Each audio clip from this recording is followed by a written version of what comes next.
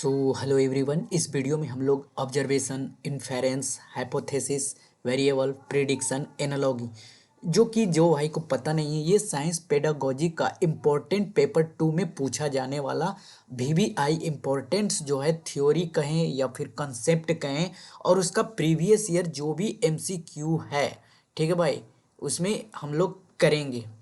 ठीक है, तो चलिए सबसे पहले अब स्टार्ट करते हैं थ्योरी से। ठीक है, एमसीक्यू देख लिए और ये थ्योरी किस प्रकार रहेगा। तो सबसे पहले देख लो, ये सिंपल है लेकिन मैं इसे विजुअल तरीके से पढ़ाऊंगा। ठीक है, इस तरह से आपको मिलेगा। फिर इसका पीडीएफ भी आपको टेलीग्राम चैनल पे लिंक दे दूंगा, वहाँ से डाउनलोड कर लेना। ठीक है, तो आपके लिए जो है रिवीजन के लिए आपको वहाँ से अच्छे से कर सकते हो रिवीजन। तो चलिए सबसे पहले कॉन्सेप्ट की बात करते हैं। ठीक है, और ये कॉन्सेप्ट आप लोग जो है एग्ज़ाम में बार बार रिवीजन करना। ठीक है, एग्ज़ाम से पहले। और इसका मॉक टेस्ट लगवा रहा हूँ यानी कि शॉर्ट में, तो वहाँ भी आप लोग जुड़े रहना। सारे का मॉक टेस्ट पेडागोजी, ईवीएस, सब पेपर 1 पेपर 2 का सारे का जो है करवा रहा हूँ। ठीक है, साइंस में जो भी हो, सोशल साइंस का। तो चलिए, एक कह रहा है कि सबसे पहले यहाँ पे देखना कि इंडिपेंडेंट वेरिएबल पूछता है। ठीक है, अब ये independent variable, dependent variables and controlled variable क्या है। तो ये 3 टाइप्स के होते हैं भाई। ठीक है, तो ये 3 टाइप्स के होते हैं और तीनों से सवाल जुड़े हुए होते हैं। अगर आपने एक भी मिस किया तो वहाँ पे आपसे नहीं बनेगा, सच बता रहा हूँ। तो देखो, इंडिपेंडेंट वेरिएबल को पहले समझेंगे कि वो ऐसे कारक होते हैं जिसे आप, यानी कि आप हो या आपके पापा मम्मी, कोई भी हो, आपके बड़े भाई, ठीक है, आप किसी से भी करवा सकते हो, इन्हें कि आप बदल दे सकते हो। जैसे प्रकाश का रंग, अब सर प्रकाश का रंग यहाँ पे देख लो, जो यहाँ पे देखो रेड कलर का, ये ब्लू कलर का, तो यहाँ पे आप कुछ लगा के, इन्फेरेंस लगा के इसे कलर जो है बदल सकते हो। ठीक है, तो ये क्या हो गया, इंडिपेंडेंट वेरिएबल। और दूसरा होता है डिपेंडेंट वेरिएबल, यानी कि वह कारक जिसका आप मापन करते हो। जैसे कि बच्चा आपके हुआ, ठीक है, ये आपका चुन्नू हुआ। अब आप इसको यानी कि 1 मंथ के बाद मापते हो, थोड़ा सा बड़ा हुआ, फिर 2 मंथ के बाद मापते हो, बड़ा हुआ, यानी कि उसका ग्रोथ माप रहे हो। यानी किसी चीज का जो है मापन आप कर रहे हो, वो किस पे डिपेंड कर रहा है, यानी कि डिपेंडेंट वेरिएबल है। यानी कि उसे हिंदी में क्या कहते हैं, आश्रित चर पे है। ठीक है, तीसरा होता है नियंत्रित चर, जिसे इंग्लिश में हम कहते हैं कंट्रोल्ड वेरिएबल, यानी कि वे कारक जिन्हें स्थिर रखा जाता है। जैसे आप किसी चीज, यानी कि मिट्टी के प्रकार, आप मिट्टी को तो बदल नहीं सकते हो। जहाँ पे आप कॉटन के लिए काली मिट्टी ही लगाओगे तो वहां पर ही जाके कॉटन लगा सकते हो। ठीक है, आप यानी कि कोई भी फसल, जैसे जायद फसल है, जायद फसल उसे कहते हैं जो तुरंत उससे पैसे आपको रिटर्न मिले। ठीक है, रबी क्रॉप, तो जहां भी आप मिट्टी को देखकर लगाते हो, उपजाऊ बनाते हो, वो क्या कहलाता है, वो कंट्रोल्ड वेरिएबल है। ठीक है भाई, नियंत्रित चर है। तो तीनों समझ में आ गया, आया कि नहीं आया। तो सबसे पहले एक बार रिवीजन कर लेते हैं। ठीक है, इंडिपेंडेंट वेरिएबल जिसे स्वतंत्र चर कहते हैं, वो क्या है, जिसे आप बदल सकते हो। ठीक है, यानी कि आपने कोई थ्योरी किया, ठीक है, जैसे कि आपने कोई पानी जल लिया, ठीक है, जल में कुछ यानी कि कलर चीज पिगमेंट डाल दिया, तो आपने उसका कलर चेंज कर दिया। ठीक है, तो ये क्या हुआ, इंडिपेंडेंट वेरिएबल हुआ। समझ में आ गया। और डिपेंडेंट तो ये आसान है, आप किसी चीज को ग्रोथ की हाइट माप रहे हो। ठीक है, नियंत्रित जो है कंट्रोल्ड चर। तो इस कॉन्सेप्ट पे अभी सवाल करेंगे, थोड़ा देर रुक जाओ। ठीक है, अब अगले कॉन्सेप्ट के तरफ बढ़ता हूँ। ठीक है, ऑब्जर्वेशन, इसके पहले हम लोगों ने डिपेंडेंट, कंट्रोल्ड। अब ये ऑब्जर्वेशंस, इन्फेरेंस क्या होता है। तो देखो भाई, ऑब्जर्वेशंस एंड इन्फेरेंस दोनों अलग अलग है। तो सर ऑब्जर्वेशन क्या है, अवलोकन क्या है, ठीक है, जिसे हिंदी में प्रेक्षण कहते हैं। यानी कि आप पांचों ज्ञानेंद्रियां क्या हुआ, जैसे कि आपने देखा, आपका हाथ, आपने जो, जैसे कि आपने कुछ एसिड लिया, ठीक है, अब उसमें से कुछ, जैसे कि आप चूना लाइम वाटर मिलाते हो, ठीक है, लाइम वाटर, तो जब आप यानी कि चूने को पानी में मिलाते हो तो थोड़ा प्रक्रिया करता है। ठीक है, तो वहां पे आप देखते हो कि वो खोल रहा है, तो ये क्या कर रहे हो, आप ऑब्जर्वेशन कर रहे हो, क्या कर रहे हो, अवलोकन कर रहे हो, निष्कर्ष देख रहे हो। ठीक है, यानी कि जो इंफॉर्मेशन गेदर्ड किया जाए अपने ही ज्ञान, यानी कि ज्ञानेंद्रियों यानी कि आपने जो भी सेंसेस लगाए हों, ठीक है, उसके उस सेंस के बेस पे आपने जो भी ऑब्जर्व किया उसे ही ऑब्जर्वेशंस कहते हैं। अब इन्फेरेंस क्या हुआ, यानी कि अवलोकन के आधार पर जो तार्किक व्याख्या आपने दिया, यानी कि इससे अच्छा तो बोलेगा कि ये जो खोल रहा है किसके कारण खोल रहा है, तो जो वायुमंडल में O2 एंड CO2 है, ठीक है, ऑक्सीजन एंड CO2, सबसे ज़्यादा तो CO2 ही रहता है, कार्बन डाइऑक्साइड। तो दिमाग में आया कि अच्छा ये कार्बन डाइऑक्साइड के कारण ही ऐसा हो रहा है, यानी कि आपने इन्फेरेंस लगाया, यानी कि निष्कर्ष निकाला, ठीक है।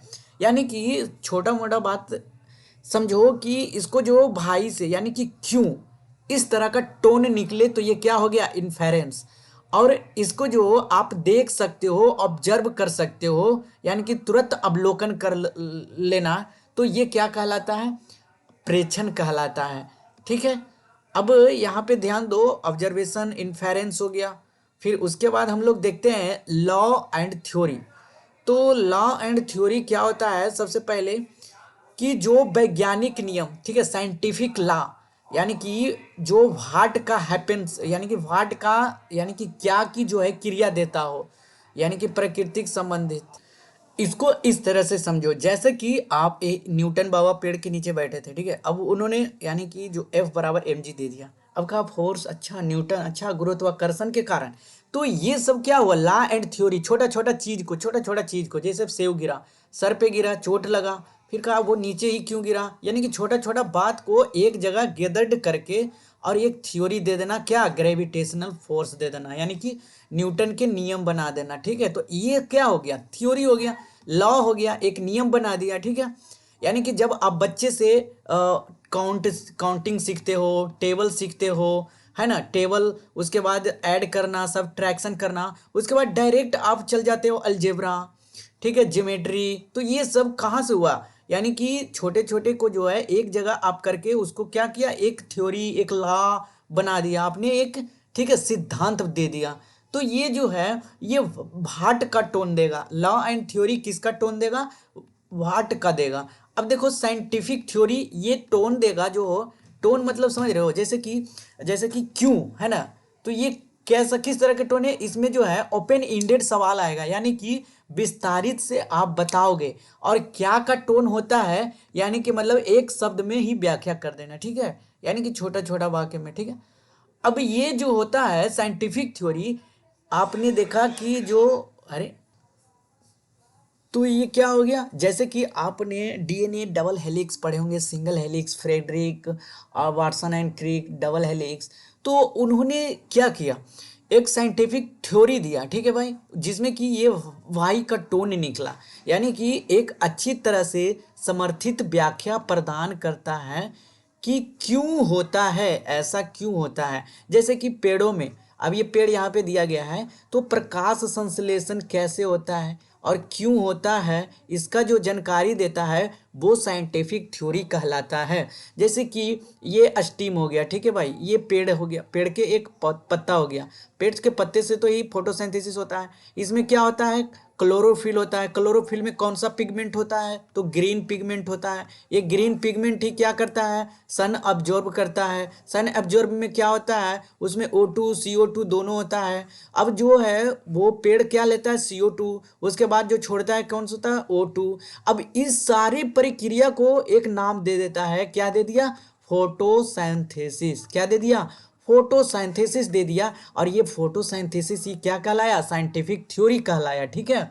और ये लॉ एंड थ्योरी क्या हुआ कि ये सब जो हमने बताया, CO2 O2 सन ऑब्जर्व, है ना भाई, ग्रीन पिगमेंट यानी कि क्लोरोफिल, ये सब क्या हुआ, लॉ एंड थ्योरी हुआ, ठीक है। तो अब समझ में आ गया होगा, आशा करता हूँ, ठीक है।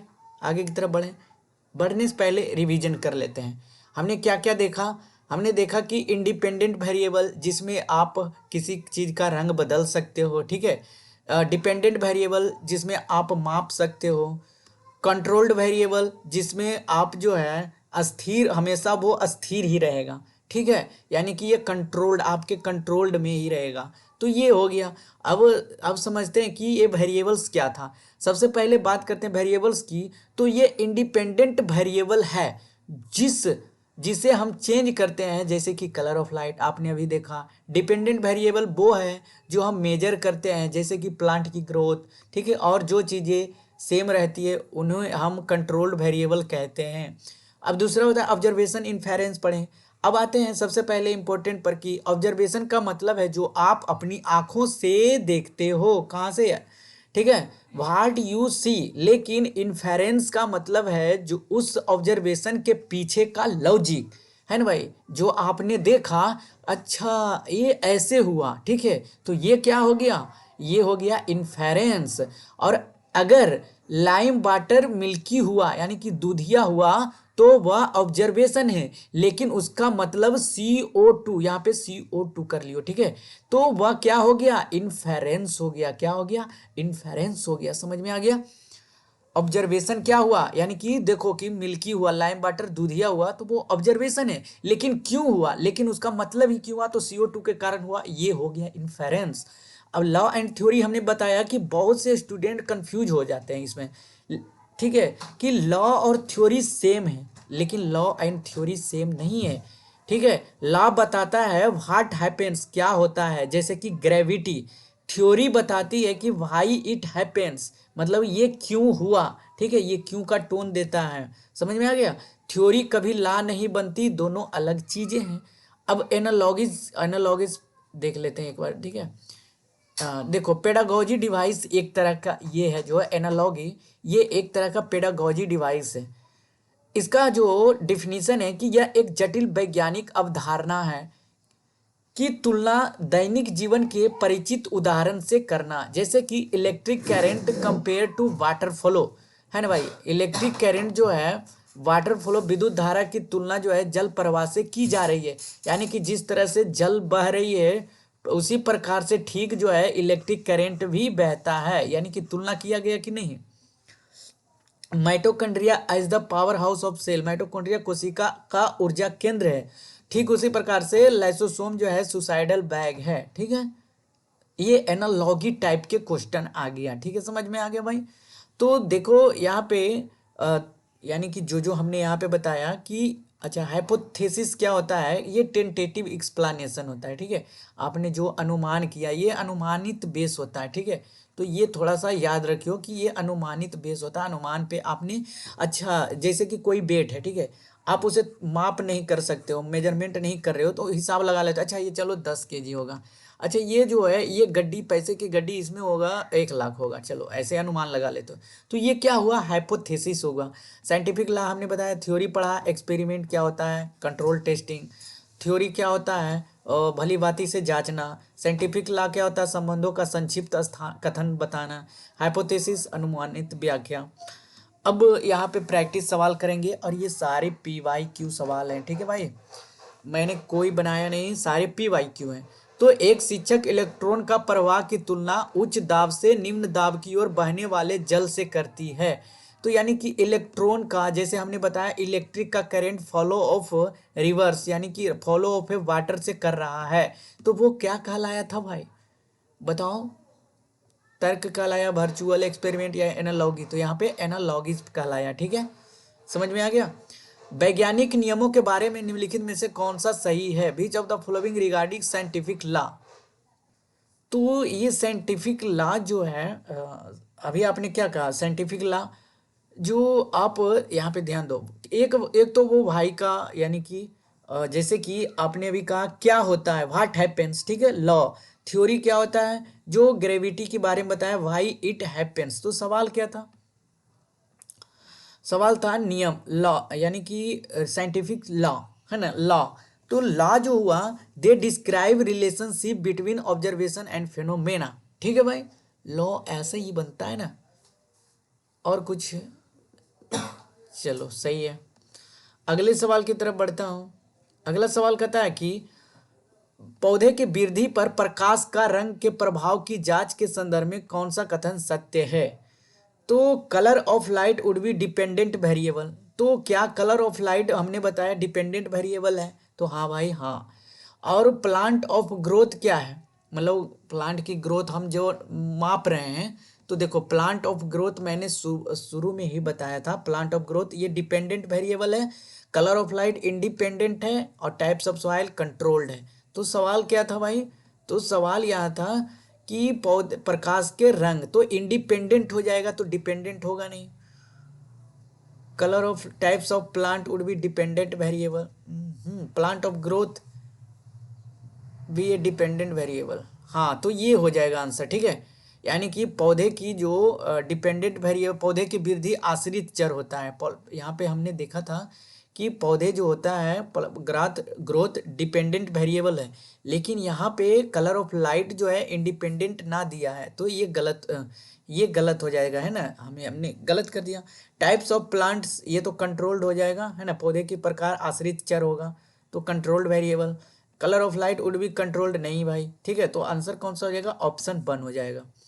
अगला सवाल देखते हैं, ये यानी कि असेसमेंट रीजनिंग, ठीक है। थोड़ा सा देख लो अभी कथन कारण।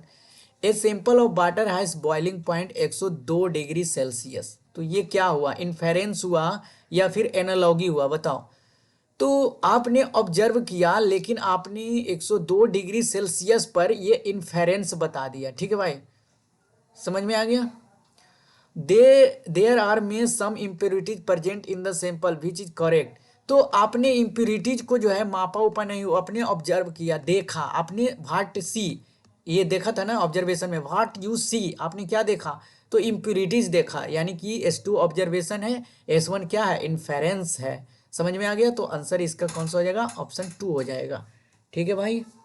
तो वीडियो यही खत्म होता है, लॉन्ग वीडियो नहीं बना रहा हूँ, शॉर्ट वीडियो बना रहा हूँ और 20 मिनट के लगभग रहता है। अब 2 के स्पीड से अगर देखते हो या फिर 1.75 के स्पीड से, तो मिनिमम जो आपको 10 से 12 मिनट लगेंगे, वीडियो ख़त्म हो जाएंगे। या फिर 8 मिनट 2 के स्पीड से देखोगे तो ख़त्म हो जाएगा। इसका PDF आपको टेलीग्राम चैनल पर मिल जाएगा और आप मॉक लगाते रहिए, आपको शॉर्ट फॉर्म में मॉक जो है मिल रहा है, ठीक है। इसी चैनल पे शॉर्ट वर्जन में जाओगे, शॉर्ट वीडियो में विजिट करोगे तो आपको जो है मॉक टेस्ट 1 टेस्ट 2 टेस्ट 3 इस प्रकार से प्लेलिस्ट के जैसा ही बना दिया गया है। धन्यवाद।